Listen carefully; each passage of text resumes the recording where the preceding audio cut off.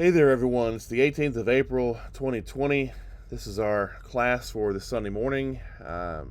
This is about the third time I've recorded this, so my class may be a little bit short. I'm having some technical difficulties here. I do want to mention up front that we may not be making a transition to the auditorium like I thought, or at least as soon as I thought, that I might have mentioned last week. It may take another month or so. I might be transitioning to the auditorium um, maybe in June. I think last week I might have given the impression that it was going to be something like May, but eventually I am going to be doing that. We've got some new adult classes being created. The young professionals group that just sort of appeared overnight here at New York Avenue. Um, they're they're going to have their own class. We're going to have maybe Dave Scott's class is going to be at the end of the education wing. He's in the auditorium now, and so that class will move and find a new home. I'll go back into the auditorium, and this particular mode of our Sunday morning class will make a change, and it'll go back to the auditorium. And if I'm not mistaken, you'll find that class in the same place you would find the sermon or the morning worship. So that's something to keep in mind.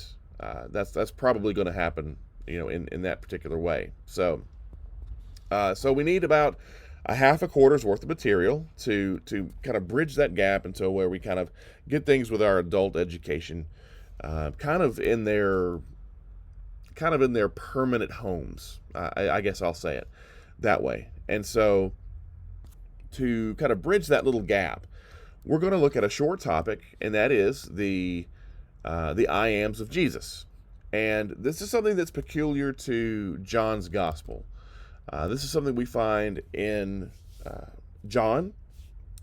We don't find it in the synoptic gospels of Matthew, Mark, and Luke. Now, this is not a big deal. Sometimes people get a little worried about, well, why do we have these differences in the gospels? And my answer typically is because they tell the same story, right? Just from different angles. And we see something very often in human writing, right? Biographers. When we look at people who write the biographies of famous individuals. And so, one example that we might use. Let's take an example of a president of the United States who had several different careers. Okay, so you could take somebody like a military man, right? Like, Andrew Jackson or Ulysses S. Grant or Dwight D. Eisenhower. You could take those individuals who had a military career before they became, involved in politics, and you could write a biography of that particular individual. Well, you might have one biographer who wants to really focus on their military successes. You might have one biographer who wants to focus on their presidential, their life as the president. You may have some people who are more interested in what made that person who he was. You might have others who are more interested on what he was able to accomplish and what that meant on the global scale, right? And so there's all kinds of different angles and directions that we might see with this particular individual, right? From just from a biographer's standpoint. And the Gospels are a little bit like that. Matthew tells a lot about Jesus as the teacher. Mark tells a lot about Jesus as the miracle worker and the action hero. Luke tells a lot about Jesus as the man who is deeply concerned about the poor and the disenfranchised and the disempowered. And then you've got John, who tells people about Jesus' divinity. And that's the direction we're going to go for the next few weeks. When we tell about Jesus' divinity, because John does so in a way that is distinctive to his gospel, and that is he tells these stories about Jesus, and it's the great I ams of John, the seven great I ams, and we'll look at each one of these in turn. The first of these, obviously, is Jesus is called in John chapter 6 the bread of life. Now, the apostles, or the disciples rather, were very much like us. Why do we read biographies? Because we want to know who this person is, right? Maybe we like this person. They did something that we find fascinating, or they had some kind of success that we, in a field that we are interested in, right? There's all kinds of reasons why we might read a biography of a person. It might be to understand, some aspect of the world better, at the time when that person lived. Whether it's one of the Roman Caesars, or some medieval ruler, or a modern day politician. There's all kinds of reasons why we read those kinds of books, and because we want to know who that person is. And people were very much the same way, I think, with Jesus. They wanted to know who Jesus was. Now, sometimes he said things that didn't really sit well with them. Right? He tells them that he's going to go to Jerusalem and die. Well, that's not popular with any of the disciples. They don't like that, and so they don't seem to really take him very seriously. But we, look at a lot of what Jesus says, and he does tell us about himself. The parables that he tells. If we really, really were interested in kind of figuring this out, what I think we would see is that we could scrutinize what Jesus says, from interactions with people, to parables, to teachings about the Mosaic Law, to his teaching about the temple, to statements about himself. Everything is fair game for learning a little bit about Jesus, right? But it's these seven great I am statements of John that he records that really give us kind of a handle on who Jesus was. And so in John chapter 6, we see that Jesus refers to himself as the bread of life. And this is one of those important statements that has some pretty significant Old Testament connections. And the I am statements usually do, right? They usually bring out something that's already in the Old Testament, and maybe even just applied to God in the Old Testament. But Jesus uses this to apply to himself, and that kind of underscores his deity in doing that, right? And so here he talks about being the bread of life, and in John chapter 6, he feeds the 5,000, and then the next day you see him talking to his disciples. And in chapter 6, verse 35, he says, I am the bread of life. Whoever comes to me shall not hunger. Whoever believes in me shall never thirst.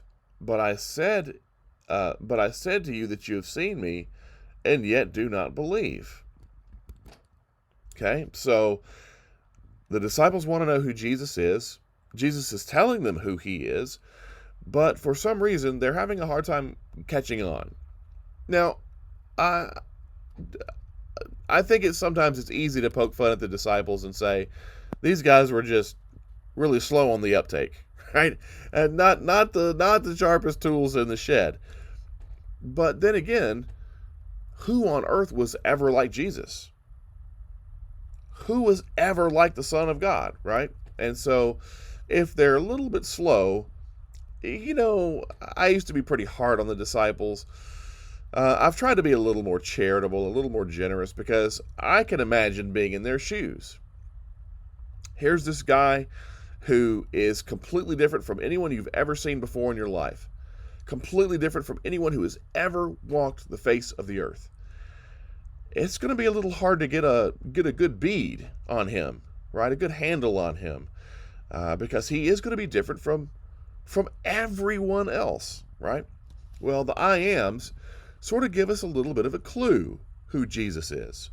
And the way that he does this is he uses a particular construction that we find in the Greek translation of the Old Testament that's called the Septuagint. Now, the Septuagint appeared probably 2 centuries before the time of Christ. There's a very old document called the Letter of Aristeas. And the Letter of Aristeas gives us some details about how the Old Testament was translated into Greek. It happened in Egypt, and it came about because Jews living in Egypt spoke Greek. They didn't speak Hebrew. They didn't speak Aramaic. They spoke Greek, and they wanted a translation in their own language. Jews had scattered all over the Mediterranean world, by the time of the 1st century, and we have Roman writers who talk about this and all that. It's called the diaspora, right? The diaspora is the scattering abroad, and that refers to Jews outside of the area of Judea. Well, Jews in Alexandria, Egypt, wanted to put together a translation into Greek, and so they translated the Pentateuch into Greek, and that's called the Old Greek translation of the Septuagint. Okay, and so they translate this, and when they get to Exodus chapter 3, when it says, Moses says, "Who shall I say sent me?" to Pharaoh, he's talking to the burning bush, and God says, if you recall, "I am who I am." All right, well, that "I am," the way that it's phrased in Greek is the phrase ego eimi. Okay, and what happens is when Jesus talks about these 7 great "I am" statements, that's exactly the phrase that he uses. I am, or ego eimi, the bread of life. I am, ego eimi, the light of the world. And so what he's doing is he's using language that God uses of himself, and what that does is that tells us that he's underscoring his divinity. Okay, and what happens is when we look at the images that he uses, that he selects, what we find is that typically these have something to do with God in the Old Testament. And so it's kind of like Jesus saying, people say, who are you? Tell us 7 quick facts about yourself. And Jesus says, okay, well, I'm divine, and I'm divine in this way, and then I'm divine in this way, and in this way. And it's traditionally those things that people understood that applied to God, but now Jesus applies them to himself. And one of those things that has some pretty significant Old Testament connections is his statement about being the bread of life. And that's, again, here in John chapter 6. And this is an extraordinary claim, because what Jesus is doing is he's drawing on this imagery from the Old Testament of God feeding the people. Feeding the people as they were in the wilderness wanderings. And so, you have these great stories of God giving them food, manna and quail, providing water for them. But it's this bread from heaven, right? I am the bread from heaven. Or rather, the bread of life. Yeah, that kind of makes sense, right? I mean, you kind of have to have bread. You have to have food to eat to live. But it does it with this imagery that immediately takes you back to the Old Testament. And this is what God did. This is what God did for his people. Well, guess what? It's also what Jesus says he's doing for his people. And so, it's an interesting little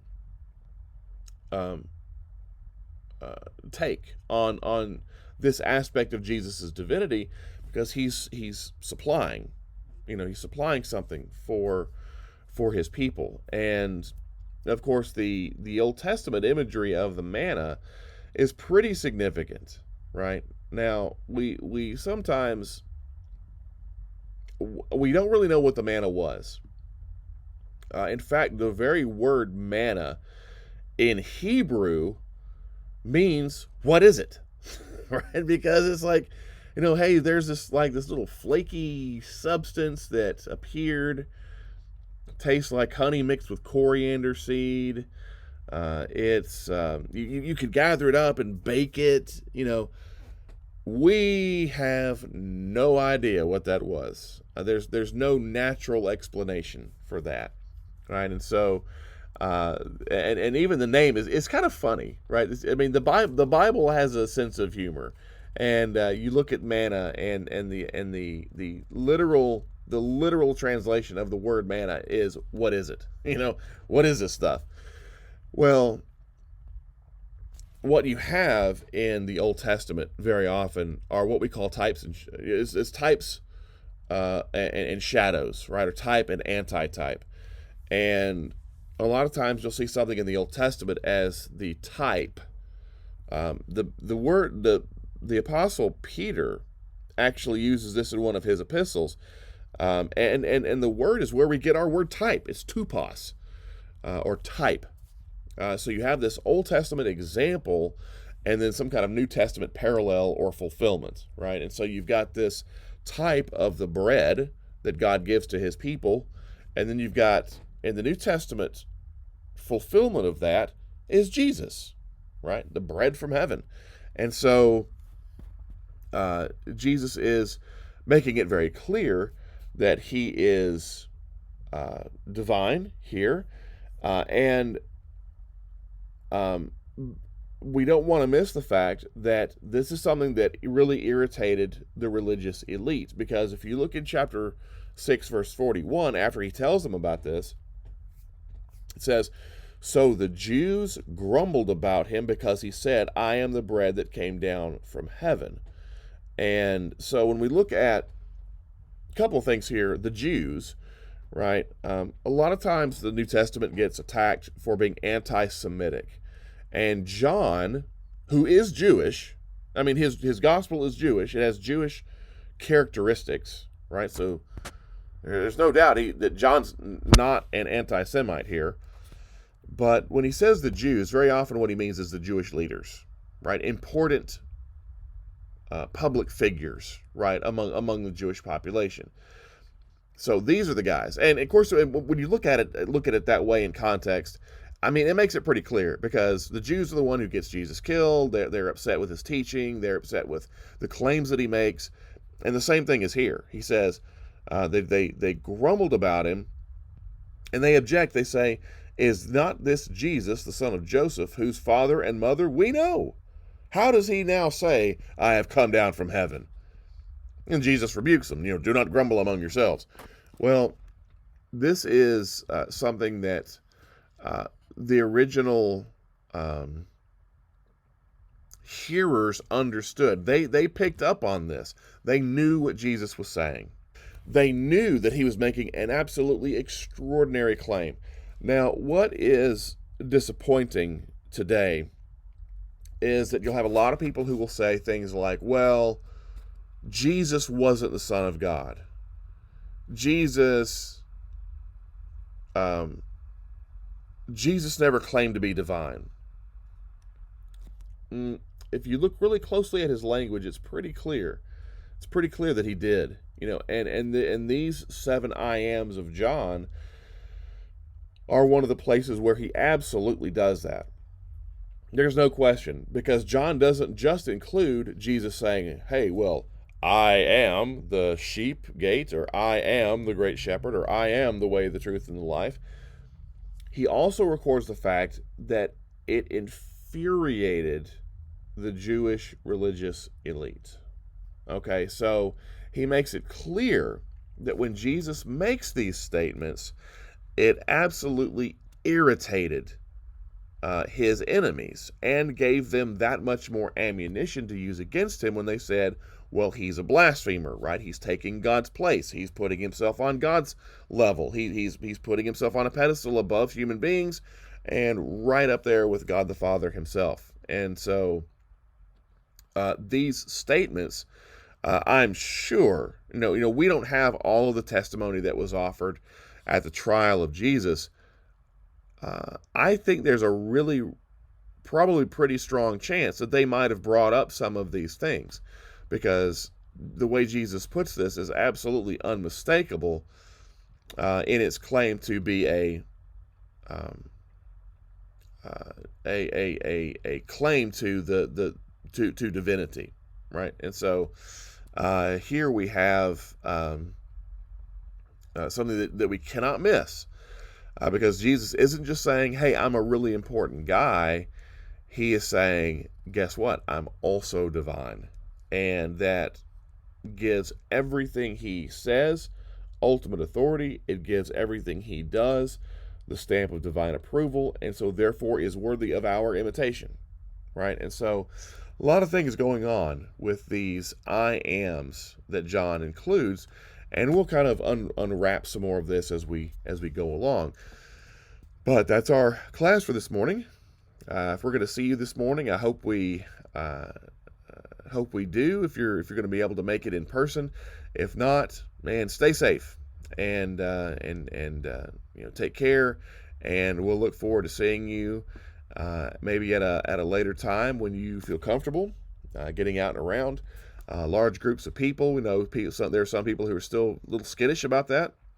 Well, coronavirus is nothing to play around with, and so if you do happen to be a little still exercising some caution, I hope you're staying safe, and we'll look forward to seeing you the next time we can. So, everybody, we love you, and we'll see you next time.